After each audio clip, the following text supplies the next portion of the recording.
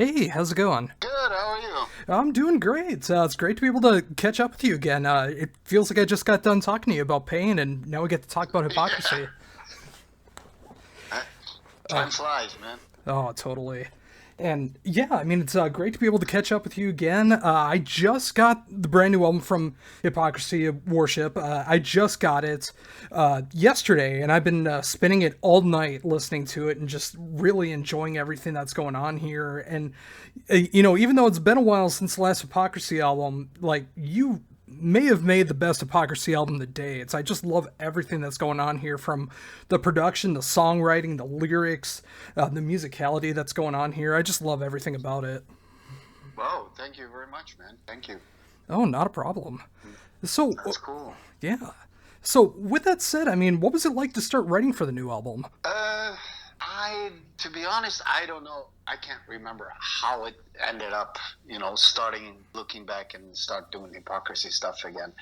Uh, after End of Disclosure, we did a lot of tours and stuff like that, and I don't know, 2015, 16, I started getting busy with Lindemann and then with Pain and then Lindemann album again. So there was no real time to really plan any hypocrisy because I was so deep in all the other stuff, writing other albums, actually four now, because I have the other project that's hopefully going to see the day of light as well, with a different singer and stuff like that. So uh, for me, it was just pedal to the metal with all kinds of shit, But after a while, when I started to get some free time, me and my son started writing a death metal album. I can't remember how long ago, 5 years ago or something like that, and that kind of sparkled a new feeling of doing a new Hypocrisy album, kind of.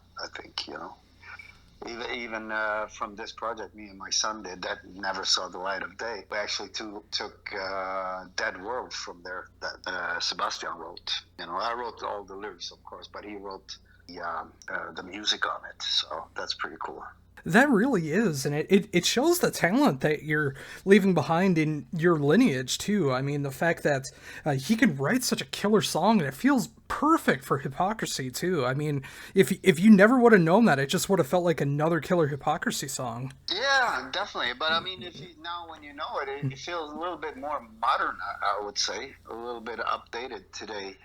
Just the riffing and the way he thinks when he writes music, which I thought was unique, and it actually turned out really great. It's going to be the second single or video for the album that comes out 1st of October. So. Oh, that's so cool. And I imagine he's got to feel great about that too. I mean, seeing that, not only making the Hypocrisy album, but the fact that it's going to be released as a single too, so people get to hear his talent. Yeah, he's not a stranger for writing. I mean, he wrote one song on the Lindemann album, this Mathematik song, for example. He wrote that song as well. And plus, me and him, when he was like, I don't know, 15, we wrote Soldiers of Fortune together on End of Disclosure. So he's an early bird, that's for sure.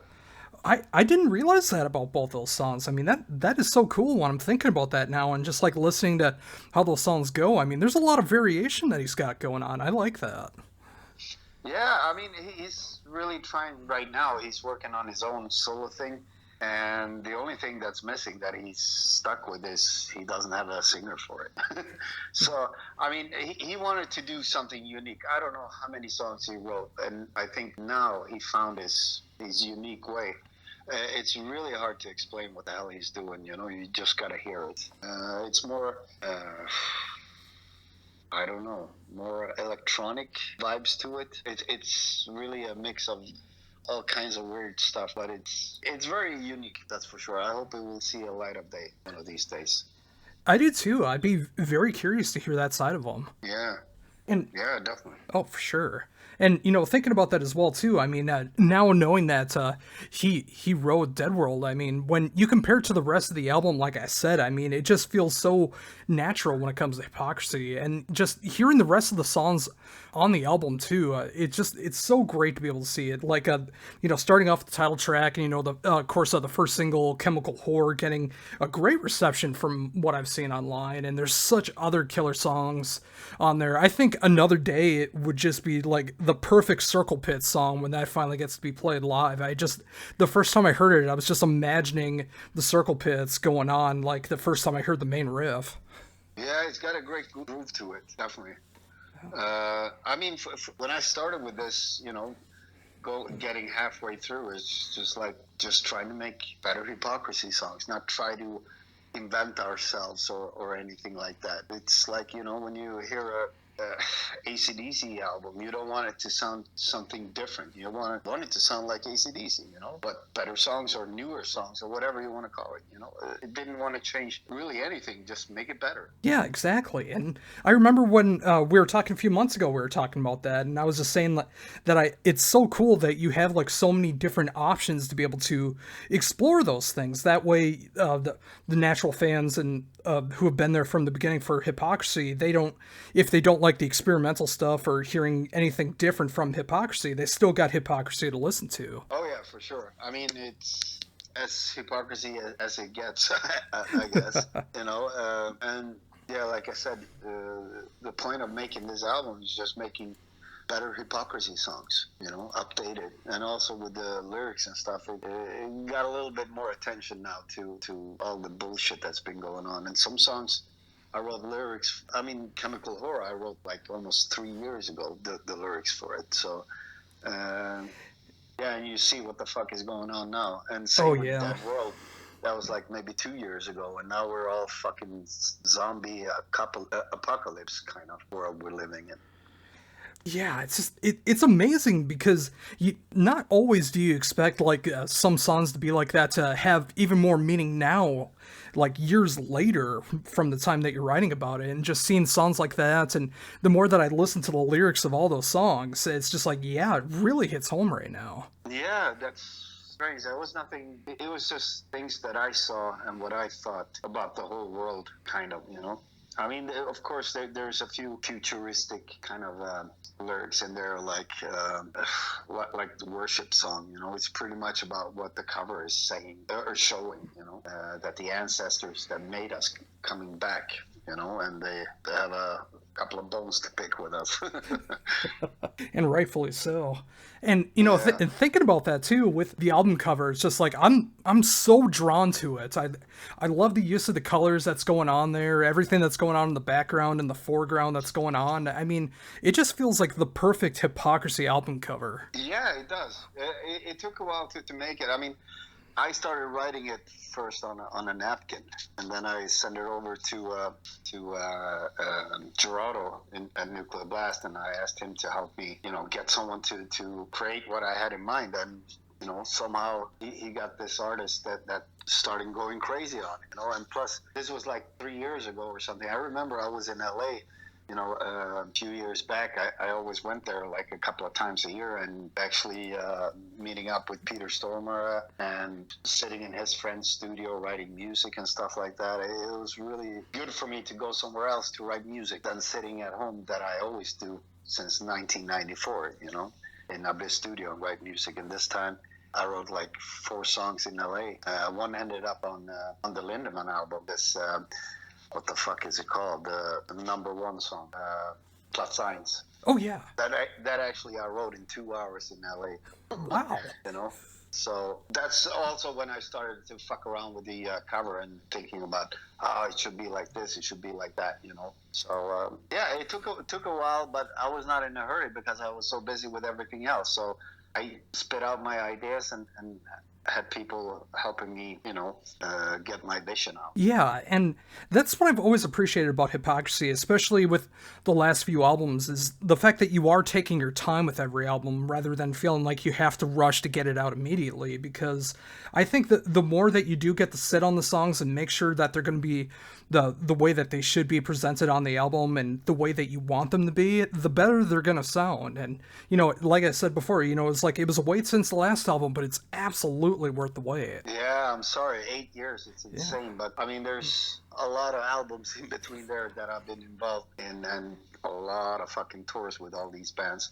So I mean, yeah, it's been tricky, and it's, you know, energy just fly away. And so when you start really want to concentrate on things, you're just so fucking tired because you're overworked like hell. So that's why it was more like baby steps all the time. No hurry. We were still doing good. We did a tour in America with Hypocrisy 2019, and it was the most successful tour we did so far for being a headline tour. So I guess there's still people out there discovering the old stuff, and now they're going to get the new shit as well. So that's good. Oh, totally. I mean, the reception that I've seen so far with Chemical Horror, I mean, whether they're misunderstanding the lyrics or they actually understand what's going on, I mean, it's been great reception for it. Yeah, it's pretty funny. Like, oh, this is a anti-wax song. I'm like, are you stupid, you fuck? Some people you It's can't opioids. just let them go, you know, let them be, fuck them. So it's funny, but most of the people, 99.9%, they go like, whoa, yeah, this is fucked up, because it's about pharmaceutical. Of course, you know, all these vaccinations is about pharmaceutical as well, of course, but in a different way. Yeah, I mean, when I first heard it, the first thing I thought about was opioids, and I could just like picture people that I know specifically that are hooked on it, just like the way that you're describing it and in the song, and just like thinking about that in any other context, thinking about that like being like anti-vax or anything like that. It just made me laugh so much when I saw that. Yeah, I mean, look at benzo, for instance. You know, like people get hooked on this like heroin, you know, and of course, Well, some of it is. they're gonna go back and want more, and they have to pay for it. So these assholes are making shitloads of money on it, you know. So I just had my vision on it, you know. Nothing may be like 100% correct, you know, about things, but I'm not going out like, yeah, this kind of percentage is this and blah blah blah, without doing any research. So, you know, it becomes a little hobby to like, okay, I better make sure that I'm right on what I'm singing here, because, you know, this is for life. But so far with my songs in the past and everything, you see what's going on, you know. In 96, nobody knew about Russell 47. What the hell is that, you know? And 94, fourth dimension. What is that? Now everybody's talking about all these different dimensions that things are living in and coming into ours and blah, blah, blah. You know, it's just thoughts I had, and I was like, what about if it's like this? And I just started writing like that, you know. Now they talk about hybrids and shit. I had songs about hybrids, I don't know, in 98, 99, you know. So it's... Yeah, that was on the self-titled, right? How things pans out, I would say. Yeah. And just what you were talking about, that was on the self-titled album, right? You were talking about that? Yeah. Yeah. Yeah, I think, that was 99. And, you know, it seems like you are so ahead of the curve when it comes to that stuff, too. And, you know, I gotta imagine some of that is coming from you as well, too. I mean, obviously, there's a lot of sources that are coming out about that, and people are getting more interested and intrigued by it. But I gotta imagine there's some people that have you to thank for it. I don't know. I mean, I do a lot of, you know, research and shit, you know. I Google a lot, and I have some connections left and right about things. And I just take all these things and I put it into words, kind of, you know. So I'm not Nostradamus or anything, you know, but, you know, I imagine how it will be in the future, and I kind of write like that, you know. In the past, I never gave a shit about lyrics. I mean, it was just my vocals was just another instrument in the music. But I guess the older you get, you start realizing maybe I didn't give so much shit about it, you know, because when I go back to some lyrics in the past, like that's 20 years old, I'm like, holy shit, yeah, it's actually happening. So yeah, it's so crazy to think about that as well, too. And Yeah, I mean, when you're able to look back and you look at the discography that you have, I mean, whether it's something you were able to put together, a project you were a part of, or something you were sitting behind the board on, I mean, it's such a catalog of music that you're able to put behind. And now with like so many decades behind it and just seeing all the work that you've done, I mean, it's incredible to see how that's still going on in 2021 and of course going into the future as well. Yeah, it's gonna be a fucked up future, I tell you right now. But I'm sure we're gonna get out of it. But a lot of people will be suffering for nothing, before everything is over and done, I would say. So yeah, what can you do? Go with the flow and don't be stupid. Exactly. And I hope more people learn that as well too. I mean, especially when it comes into the music side of it. I mean, I want to be able to see Hypocrisy again. I want to be able to see Pain for the first time. I want to be able to experience these shows because, when shows are taken away from you, I mean, so many people are able to take that for granted. I mean, whether you're on the stage or off the stage. And now we had that taken away from us. It's slowly starting to come back, but it could be taken away again at any moment.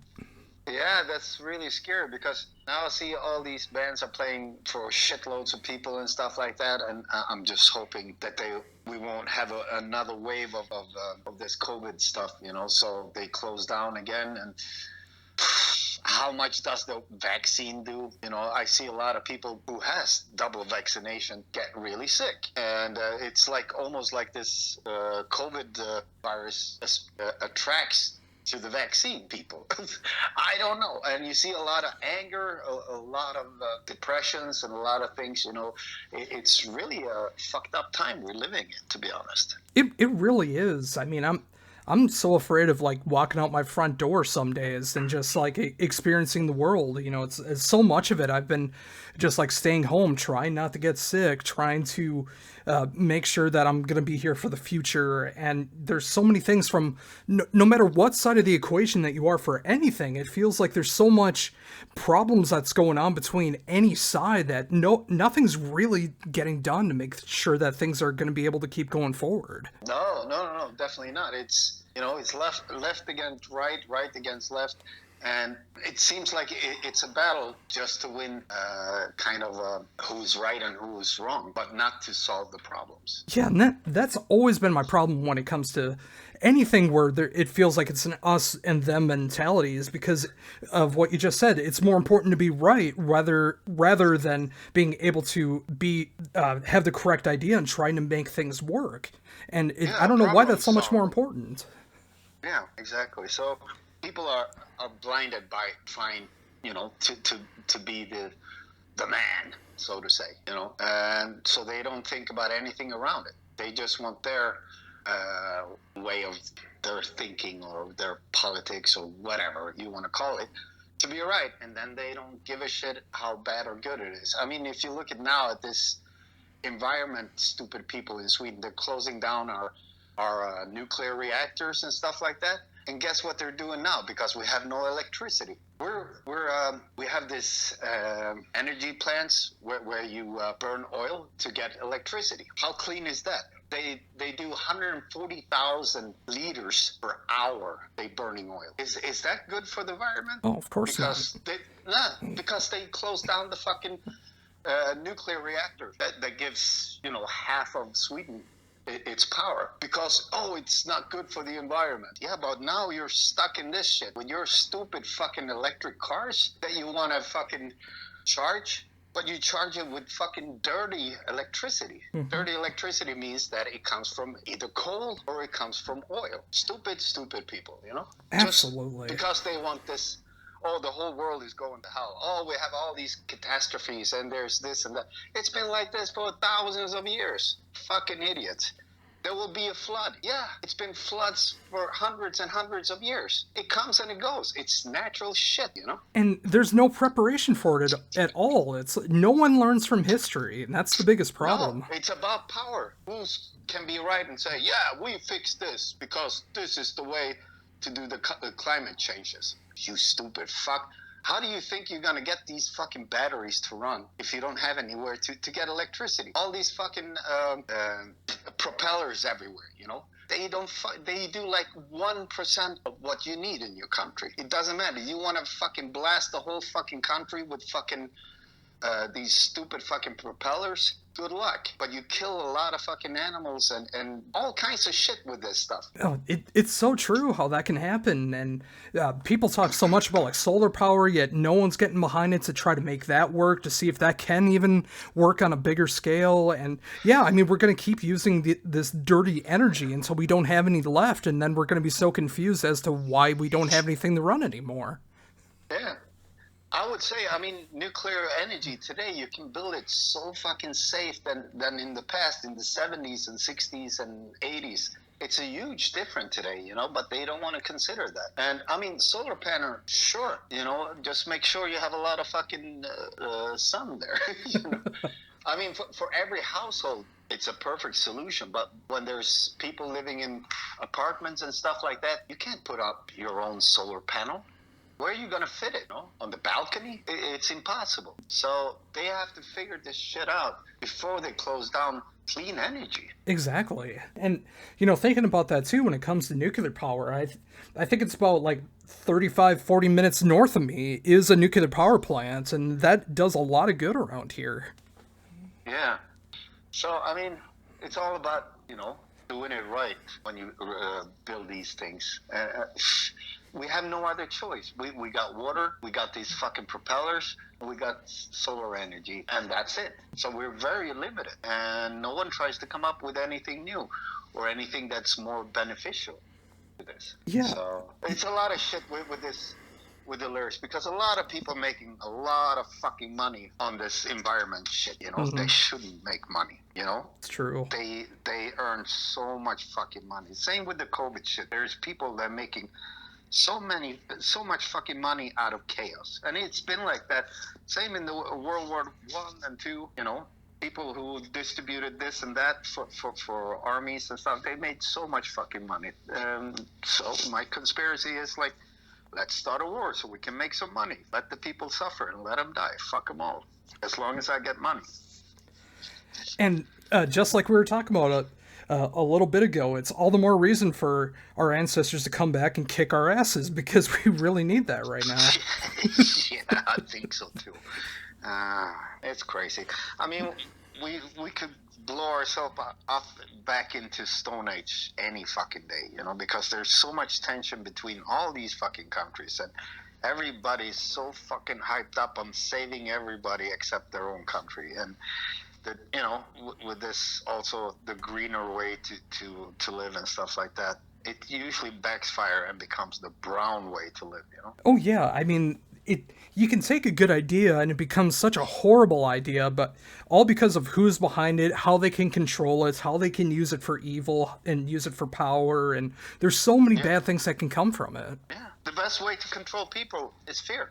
It's always been like that, and it will always be like that. If you scare people enough, they're gonna believe you, and then you can control them any fucking way you want. Yeah, that is all it takes. It's just that fear and the propaganda of fear, and if you can get the right people behind you to believe that, you can control anything. Yeah, definitely. It's gonna be interesting in the next 5 years, I'll tell you right now. Yeah, and you know, it's just like that's always in the back of my mind about like what's going to be happening in the future because of everything that's been going on the last few years, everything that's going on now. I mean, all of this is going to be affecting our future much sooner rather than it is later, and you know, it's just like I'm really fearing that outcome. Yeah, it's pretty scary. I'm concerned. I've been concerned for 20 years. So. But yeah, well, anyhow, back to the album. I'm really fucking happy that it's done, you know, because the music has been done for 2-3 years in total, I think. You know, there was a few songs that came up at the end, but I mean, I wrote pretty much everything on this except what Sebastian wrote. And then we had a session like 2018 in my studio. Me, Jorge and Michael was sitting in the studio trying to come up with some more songs, because I think I had like 7 or 8 or something like that. And Michael contributed with 2 riffs, Jorge contributed with 2 riffs, so that's about it. But the riffs were pretty good. So in the end, you know, I'm really happy it's done, and I'm really excited to see what people think. Oh, definitely. And yeah, I can let you know right now. I mean, this is easily one of my favorite albums of the year, if not going to be my favorite album of the year. I just love everything that's going on with this. And, just like in the kind of world that we're living in 2021, I needed an album like Worship to be coming out and just like saying things that have been on my mind, whether it's about stuff that's going on right now that fits perfectly for stuff they wrote years ago, or it's just like stuff in general that's always on my mind and it fits so perfectly for what's going on in my head right now, and just of course just the music going on behind it too. I mean, the fact that you and your son were able to create some stuff together, and he was able to make another song here and work with you, where if no one tells you what it was, I mean, it sounds just like it's so perfect. And yeah, I mean, just everything about this is just absolutely killer. And I can't imagine I'm going to be alone in that thinking. I mean, the more that the singles come out, and then eventually when the album comes out at the end of November. Yeah, yeah. Let's see. I mean, it's pretty exciting to see. For me, it's always, of course, you go like, I don't give a shit what people think. That's my thought when I'm writing music. But when I'm done, I'm really keen on seeing the reaction, of course, But when I write, it's only for myself. What I like, what I would like to hear. And it's been like that for a long time, over 20 years, when I write music, because I want to be influenced by myself and write my songs. I don't want to copycat things. In the beginning, when you start a band for a reason. I would believe, that, oh, this band is so fucking cool. I love this band. I want to play this kind of music. And the first albums with Hypocrisy were highly influenced by Deicide and Morbid Angel and Entombed and things like that. And that's what you wanted.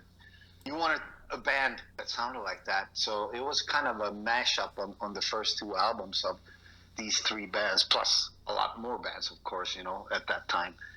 Even Slayer and Metallica and shit. But, and eventually after a couple of albums, you start to go your own way. How we did on Fourth Dimension, for example. You start to finding your own way to write music and shit like that. So you just try to perfect it more and more every time you write an album. So you don't look back on other albums with other bands to be influenced by it. You just want to influence yourself to write better songs and develop your style, I would say. It takes a long time for a band to sound like, oh, this is definitely Hypocrisy when you hear it first time. I think you can do that nowadays because we have a certain way of sounding and always did for the last 20 years, how you develop the whole thing.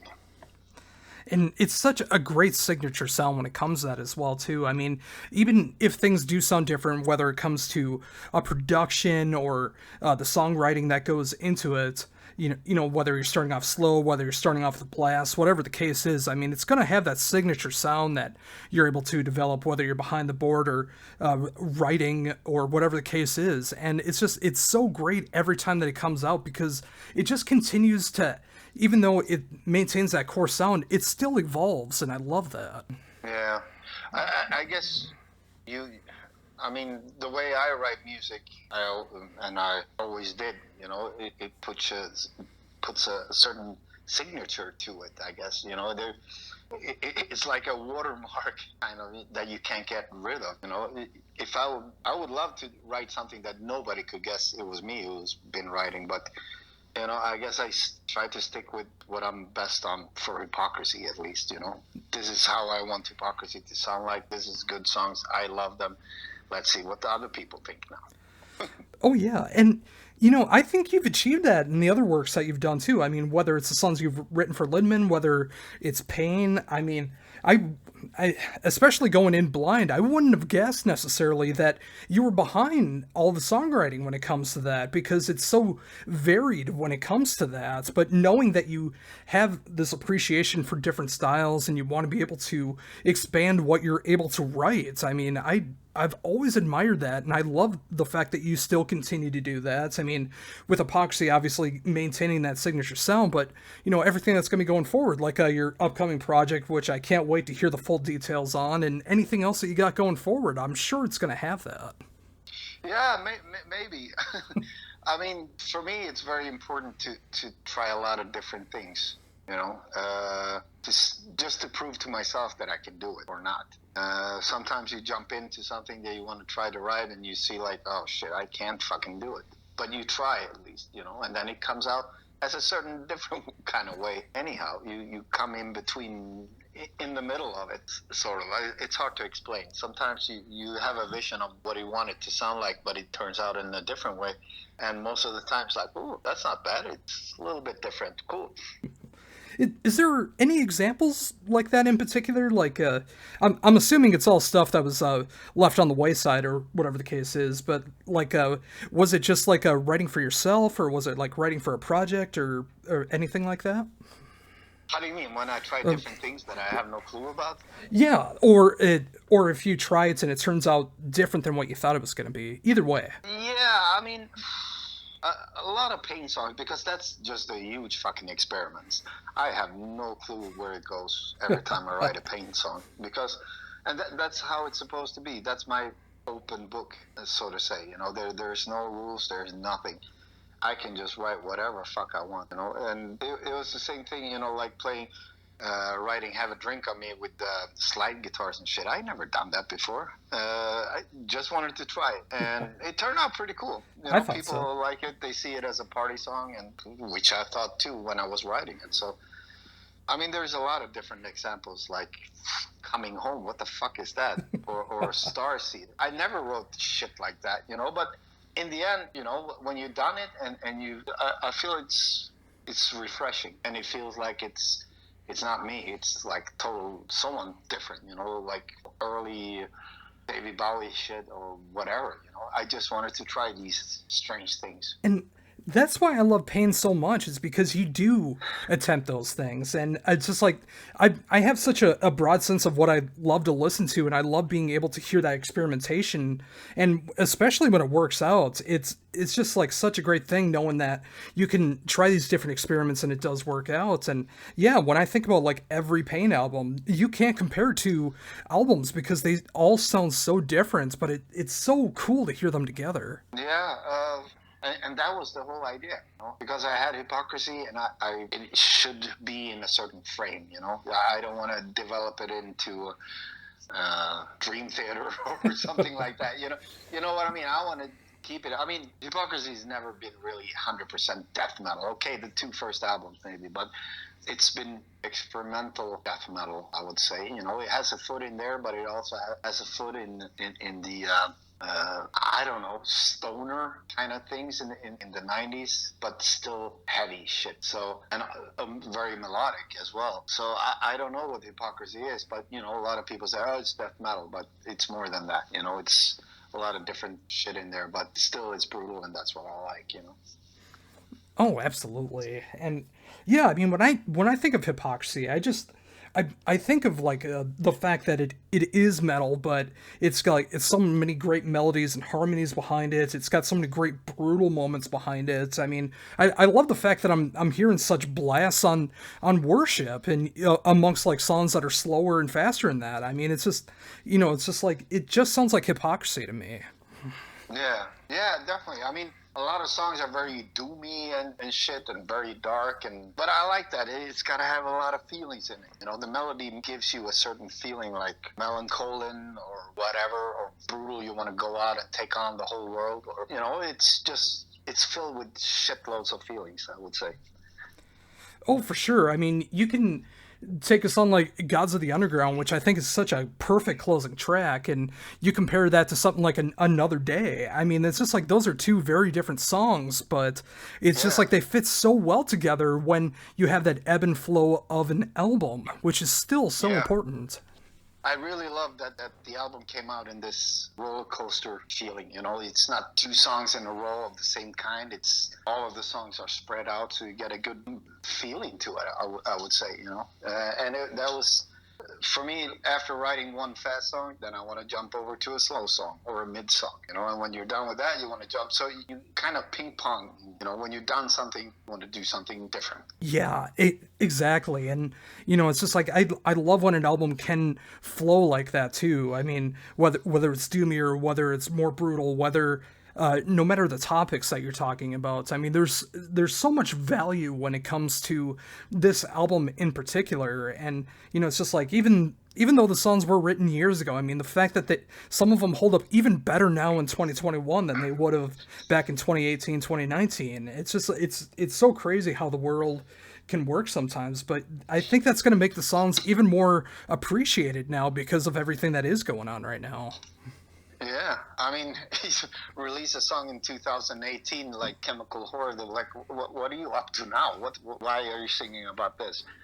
But after the last couple of years, you really feel that it's kind of important with this pharma bullshit industry, Absolutely. And the fact that you are covering that too, because it's a topic that I'm very passionate about, like making sure that people aren't trying not to get hooked on these, whether they're getting it in the streets or more particular like this, whether they're getting it from their doctor with a free prescription pad. It's just like they're making so much money off these drugs, off the hospital grade heroin that's going on.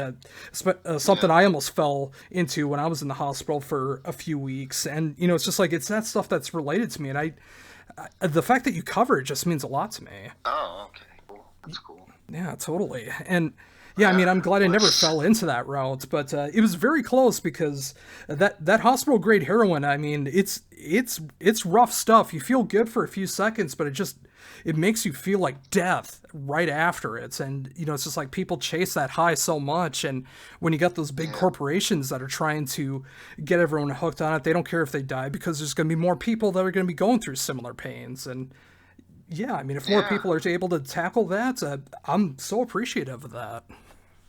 Nowadays, when the world looks so dark, people try to find either alcohol or drugs to not see it anymore because people are tired of it, Mm-hmm. Yeah, and that's all the more reason I hope that we are able to see the other side of this, just like with pain, earlier this year, like finally being able to celebrate that, things were starting to open back up. It might be closing again, but the fact that, it's just like we saw a little bit of light at the end of the tunnel, knowing that there is an end of the tunnel, I think that can give a lot of inspiration. Exactly. It gives people hope, and that's what we need. Oh, absolutely. And again, I mean, the fact that you can cover like something like that in pain, you can cover that in hypocrisy, whatever's going to be happening in the future. I mean, covering all these different topics, all these different styles.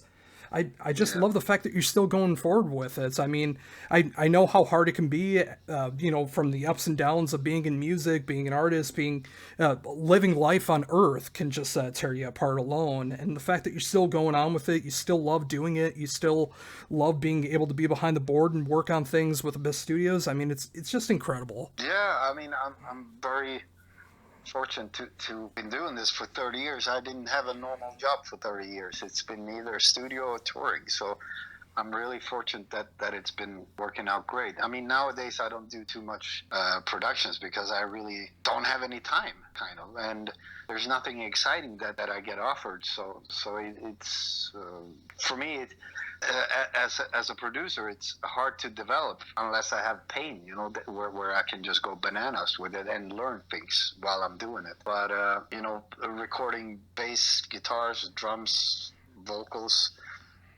I've done that many times. So I think I know how to do that. So it's always good to get some newer elements in there or whatever it is, just to make you excited. Because if you're excited, then you're going to work your ass off. And I just don't want to do productions just to make a living, because that's not fair to the bands. Oh, no. I mean, when you're doing production, your heart has to be into it. Otherwise, the product is just gonna not be there. It's gonna sound stale. And when you can get the right people that you want to be able to record for, especially if you hear what the band is like and you hear what they're trying to go for and you want to be a part of it, I mean, that can be such an inspiration for yourself as well too. I mean, whether it's seeing what they're playing, whether it's how they play, whatever it is. I mean, whether you're picking up an instrument or just recording, there's so much that you can learn from. Yeah, in the 90s, I got very influenced by bands coming into the studio and stuff. It made me push my envelope a little bit more as well when I was doing my shit. In the 2000s, I was really burned out, and I that's when I started stepping away from it, because there was no ideas left in my head.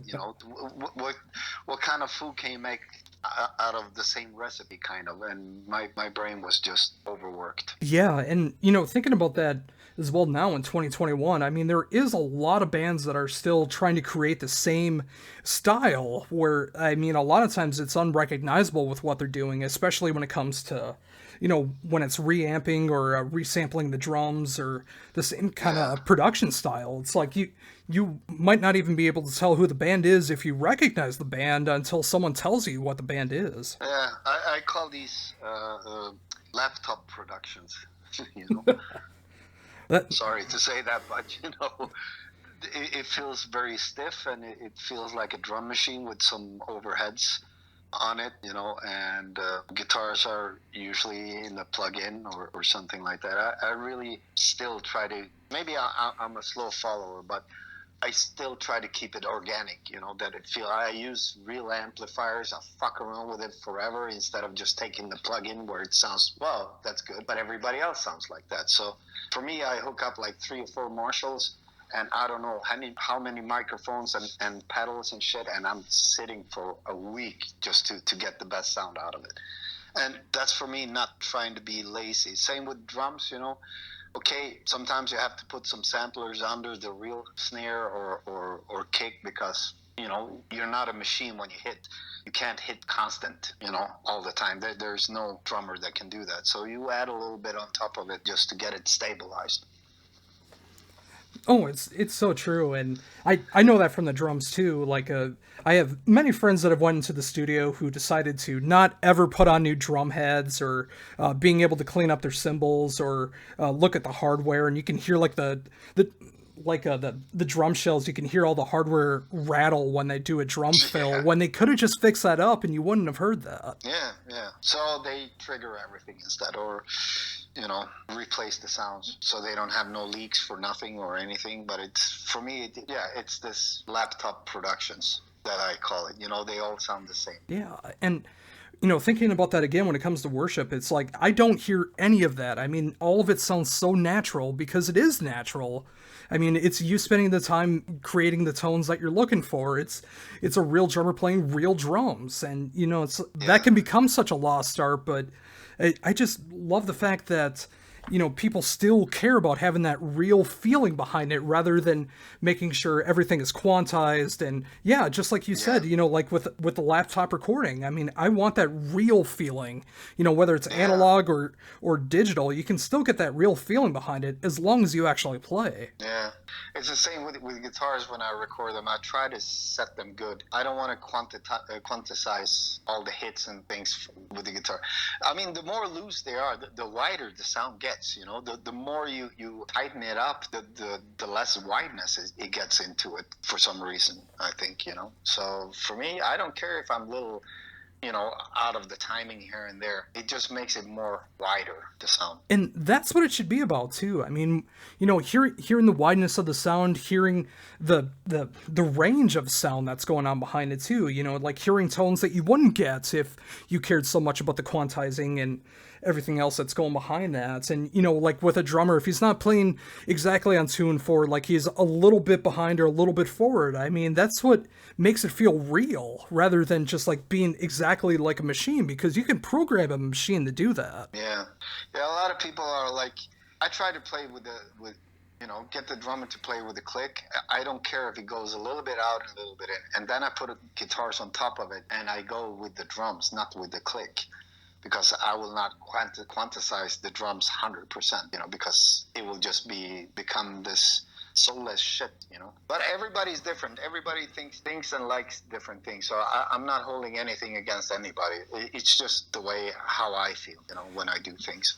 Oh yeah, and it's my preference as a listener too. I mean, like I want to be able to, like if I hear some great drum patterns, I want to be able to sit behind the drums and actually know a real drummer played that rather than everything being fixed up in Pro Tools or whatever the case is. Yeah, I mean, a good example of that, I mean, it's not many bands that can do that, but ones for sure is like Meshuggah, you know. They're like machines without being machines, you know. I remember that, like, one of the later ones, they put a drum machine on there because it was easier to get it out. But when they play the songs live, you hear no difference, you know, because they're such amazing fucking musicians, you know. That's a different thing, Oh I yeah. would say. Oh totally. Catch 33. That's the one. Yeah. Yeah, maybe it is. Yeah. And I remember. Thomas was actually behind the drum programming with that too, so at least he still yeah, had his touch behind it. yeah, exactly. And when you hear these songs live, you don't hear a difference from live and the album. You know, it's such an amazing thing. So I guess it's also about different music styles and shit like that, how you do things. With Pain, I want it to be like really synthetic, you know, because it's supposed to be a little bit more machinery kind of feeling to the music, you know. And that's a different thing, I would say. Oh yeah, for sure, and especially when you don't know what direction it's going to be going into. I mean, the fact that you can have those kind of options going along behind it too is so important. Yeah, a lot of drum loops and things, you know, just to make it swing a little bit better, and just a straight AC/DC beat on the drums. Yeah, and then you can throw so much behind that. I mean, whether you're getting like the keyboard orchestras behind it, whether you got drum loops playing behind a real drummer. I mean, there's so many different directions it could go in. Yeah, for sure. Yeah, and Definitely. yeah, again, and I know obviously still things are I'm sure being worked on and the full details are coming out, but that's what's got me excited about what's going to be going on next with you too, because I'm just so excited to see where you're going to be going musically, who you're going to be working with, and just like really dissecting that album the way that I do with Hypocrisy and Pain, and just like being able to hear these different parts that's going on, and just like hearing another layer of what you can do musically. Yeah. Yeah, so it's all a fucking adventure, you know. There's no plans for anything. It's just what happens, and it's been like that, I guess, for 30 years.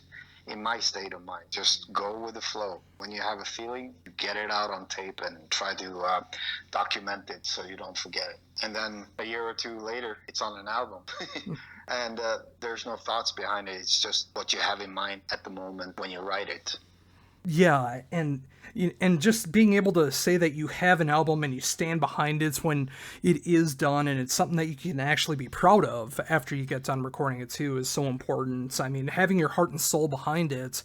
I mean, obviously there's other reasons to make music if you don't care about those things, but obviously when it comes to something like metal, I mean, you want to be able to have that love and appreciation behind what you're playing or what you're producing or whatever the case is.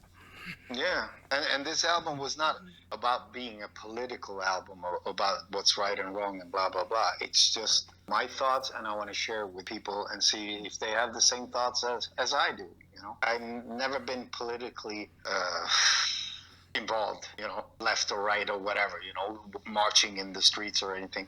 These are just my thoughts, what I think is going on, you know. So it's just my tale of the 21st century or 2000 century kind of mentality from me. Oh yeah, and I think that's really something that's just been lost thanks to the digital age that we live in, because of all the media, all of social media, all of seeing what everyone thinks. I mean, whether you got to have that us and them mentality when really most of us are just trying to live. I mean, I think that's the most important part. I mean, we're just trying to get by every day. I mean, some of us are very fortunate to be able to at least do what we want for a living, whether it's full-time or on the side or even just doing it for fun. I mean, just being able to have those aspects and being able to maintain a life. I mean, not everything needs to be politicized, although it's really become that way. Oh yeah, either you're supposed to be left or you're supposed to be right. Otherwise, you're fucked. And that's happening in the whole fucking world right now. You know, in Sweden, in Europe, in all the countries. Definitely here in the States. Oh yeah, you have to take care of everybody else except your own people. You know, it's really strange way of seeing things. I thought, you know, first you take care of your own people, then you help other people. But it's the opposite now. Or at least saying that you care about them, because sometimes saying it is more important than actually following through on things. Yeah, but today people can see it, so they don't even bother anymore. They just say like, oh, why should you be proud of being American or Swedish or whatever? Mm-hmm. It's like, what? Excuse me. I thought you were supposed to be proud of your own country, you know. But okay. Oh, yeah, just it's just that world that we live in, but at least one thing bringing it back around. I mean, I'm really glad that I live in the timeline in the world that I live in where there's new Hypocrisy coming out in just a couple months now, and with it being, I mean, even with just like listening to it for a day, it's become one of my favorite Hypocrisy albums. I think it's going to become my favorite Hypocrisy album and one of my favorites of the whole year, and I can't wait to be able to show this off. And it was great to be able to catch up with you. I didn't realize how Yeah. long we were talking. I mean, it felt so natural being able to go back and forth and just being able to talk. Yeah. I mean, it's just so awesome. Yeah. Yeah, definitely, man. Oh shit, yeah, 1 hour. Holy shit. Yeah, I did. Time flies, you know? Yeah, I mean, when you really get into it and it's something you care about, I mean, just like having a good bullshit conversation, it's great. Yeah. But like I said, you know, it's not a political album. It's my thoughts. You know, remember that, you know. I don't want to have all these people coming back to me and, oh, are you becoming this kind of a, I don't know, what do you want to call it, Greenpeace person or whatever? Well, I mean, it's all my thoughts, how I see the world. And that's all there is. It's simple as that. One person's view of life. Oh, absolutely. And I'll just say it one more time. Our ancestors do need to come back and kick all of our asses for the way that we've been acting. Yeah, I think so. Wake us up and slap us around a little bit and start appreciating what you have, you know? I think that's one thing to take away from the album, if not Hypocrisy in general. Yeah, I mean, if you Google hypocrisy today, holy shit, you see a lot of hypocrisy, you know, and it's 99% about politicians all over the world. So I guess there also with our name became, after 30 years, very, very important today, which is weird. Because that's all you see on headlines. Oh, this man is a hypocrite, and blah, blah, blah. And you go going like, oh, okay, I wish I could, copyright that fucking word. And it's true when it comes Do a Gene Simmons, you know? and it's true when it comes to pain too, because you see so many things about like people that are hurting in some way, shape, or form. So if you could try to get that trademark on pain as well too, and just being able to make money off both pain and hypocrisy just because of how it's used in the news and the internet, I mean, you'd be so well off. Hey, I could just sit counting money all day long. What's the point?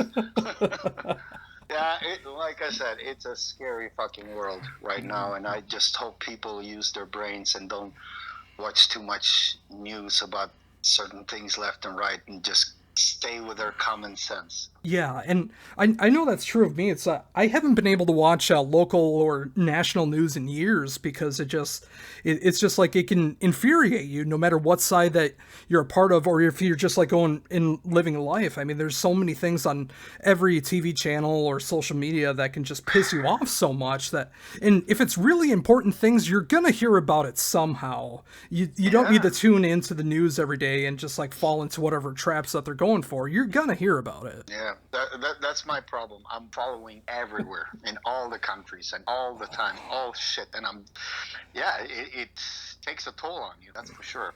You learn a lot though.